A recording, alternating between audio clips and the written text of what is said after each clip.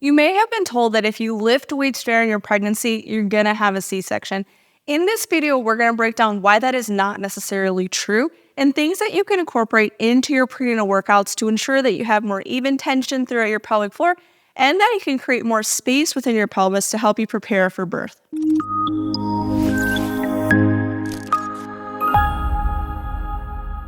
Hey, my name is Gina. I'm a perinatal fitness trainer and birth doula and the founder of MamasteFit, and I am currently pregnant with my fourth baby. So these are things that I am incorporating into my prenatal fitness programming to help me stay strong throughout my pregnancy as I am preparing for birth. And so in this video, we're going to break down why the myth of if you lift weights, you're going to have a C-section is not true, but then things to consider and things that you can do to help ensure that your prenatal fitness workouts are helping to support you not only during your pregnancy, but also for your birth. But before we dive into this video, I want to share that my book, Training for Two, is now available for pre-order. The book comes out on September 14th, just a little bit after this baby arrives. And so I essentially have twins coming out this fall. Training for Two is all about helping you to learn how to use prenatal fitness to not only stay strong and pain-free throughout your pregnancy, but also to help you prepare for birth. The book includes pelvic floor release exercises in addition to pelvic opening exercises, which is going to be something that we talk about in this video. So check out Training for Two down in the notes below. It includes over 90 exercises with pictures, breakdown descriptions, in addition to videos so that you can feel confident moving throughout your pregnancy. So let's talk about why is there this myth, if you lift weights, you're going to have a C-section. And this is a common thing that I'll see in birth worker groups where labor nurses and midwives or doulas are all saying, oh my God, my client, they're doing CrossFit. I'm so concerned that they're going to have a C-section. And so I first want to state that C-sections can be a life-saving way to give birth. And so in this video, I am not trying to imply that C-section is not a way that you should give birth if that is the best route for you and for your baby. But it is unfair to have this myth that if you lift weights, you will have a C-section because it may produce some biased care from your support team. And so first, let's break down why is this something that is a myth to begin with. So the first thing that may be contributing towards that tighter pelvic floor that may result in more issues during your labor is the type of exercises that you are doing during your pregnancy predominantly. And for most lifting programs, the movement patterns are very front to back, so very focused in the sagittal plane. And so when we squat, when we deadlift, when we're cleaning, jerking, everything is this very front to back movement pattern. So we're coming down, and then when we come up, we're emphasizing external rotation and extension, which is a power position. So this position is important to be able to get into because it's helping us generate power to be stronger in our lifts. But if all of our lifts are in this position, every single rep, every single workout, it could be contributing towards a muscular imbalance and some uneven tension in the pelvic floor. So the common postural tendency during pregnancy is an extended spine position with more external rotation because it tends to just be a little bit more comfortable. And then in addition, when all of our workouts are emphasizing this extended and external hip rotation, we're essentially reinforcing this postural tendency. When we're always in this posture, the lats tend to get tighter and the hip flexors tend to get tighter, and it's pulling the pelvis more forward into external hip rotation. When that happens, the front half of the pelvic floor tends to be more lengthened and has more stretch to it, but then the back half or the posterior portion tends to be a lot tighter. And so there is no one movement that stretches the entire pelvic floor.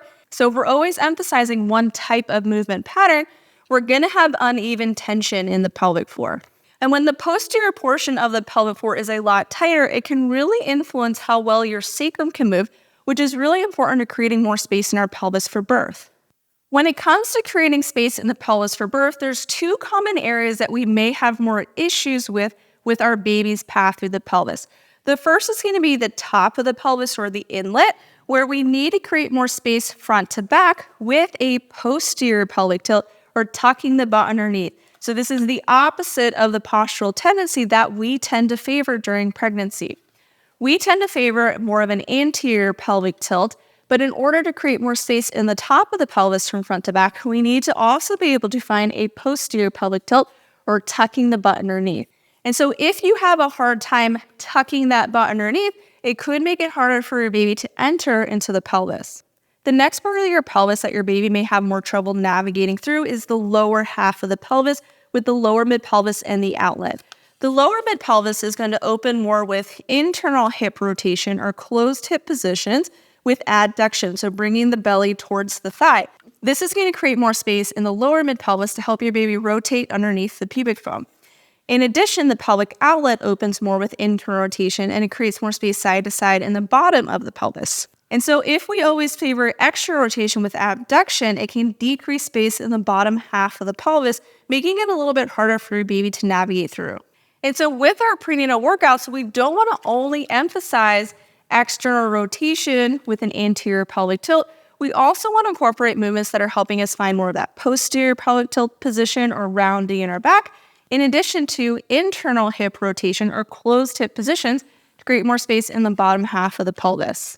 And so when you're taking a look at your prenatal fitness workouts, we want to ensure that we're not only incorporating movements in this front to back movement pattern, but also movements that are in the lateral plane or the frontal plane. So we're moving side to side with adduction and adduction.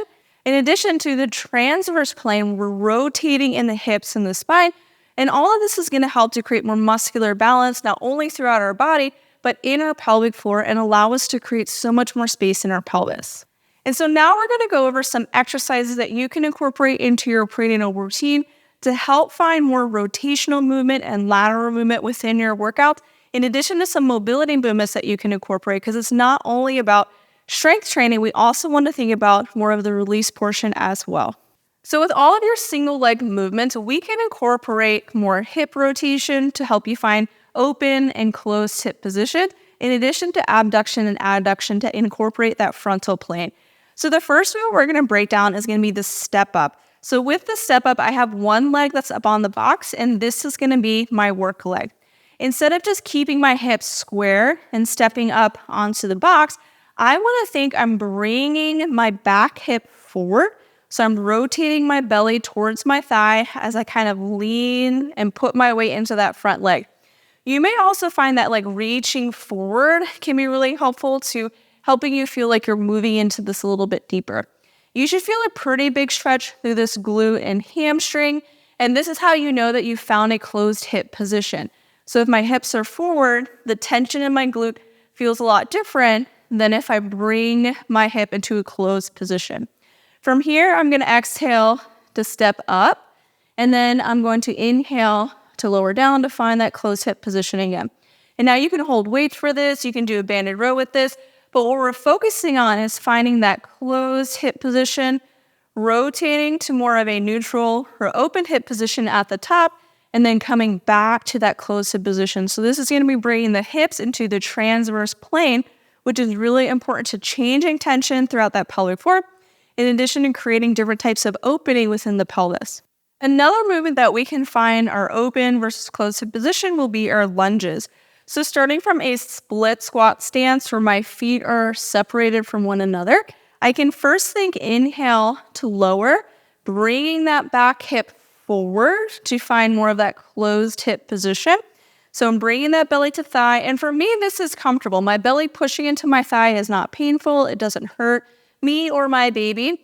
At a certain point, I may not be able to have as much depth with the lunge, but I can still find that closed hip position. So belly is towards the thigh. I'm finding my closed hip position. And then as I exhale, I can rotate to find my open hip position. So I'm moving my belly away from the thigh.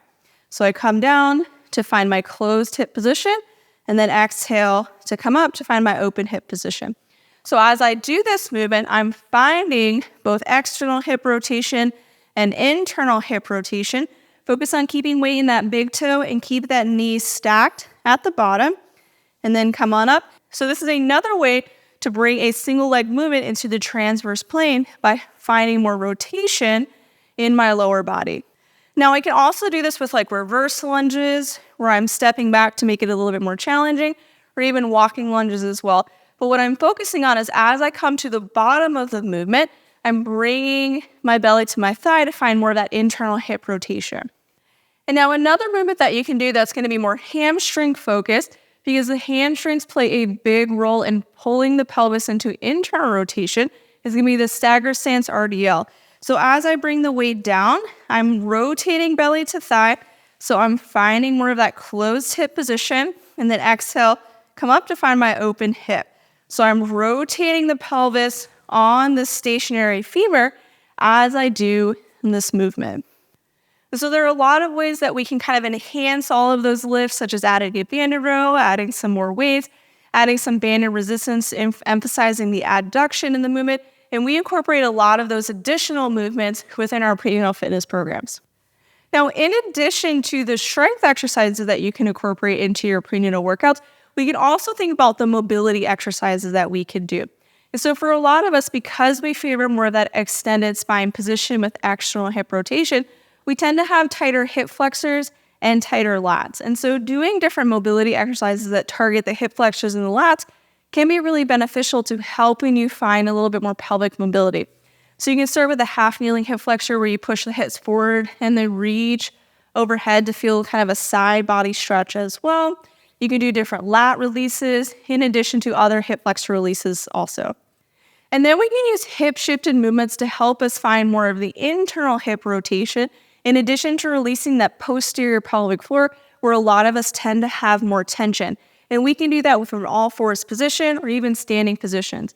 So from an all-fours position, I'm going to place the yoga block onto the floor. I'm going to shift my weight over to that elevated hip. So if I lifted my lower knee, I wouldn't change my position. If I didn't shift over and I tried to lift, I would have to shift my position around. And then from here, I can just do pelvic tilts.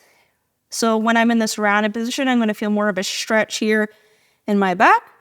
And that gives you 10 on each side, just to focus on hip mobility and releasing tension in the pelvic floor. Or I can just pause in this rounded position and just breathe into this back half of my pelvic floor.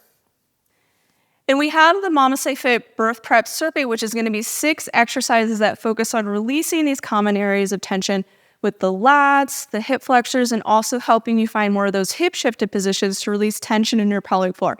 Our birth prep circuit is free, and I'll link it down in the notes below so that you can grab it. It's a PDF guide with pictures and video breakdowns of all 6 of those movements, and we recommend starting to incorporate it into your prenatal workout routine right around 20 weeks of your pregnancy. So in conclusion, does lifting weights equal C-section? Not necessarily.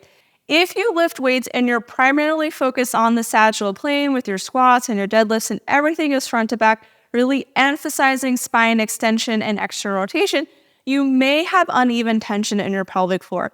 We already have some postural tendencies just because we're pregnant, and then if we continue to reinforce those movement patterns with our workouts, it can cause some issues for our birth. It can make our pelvic floor uneven.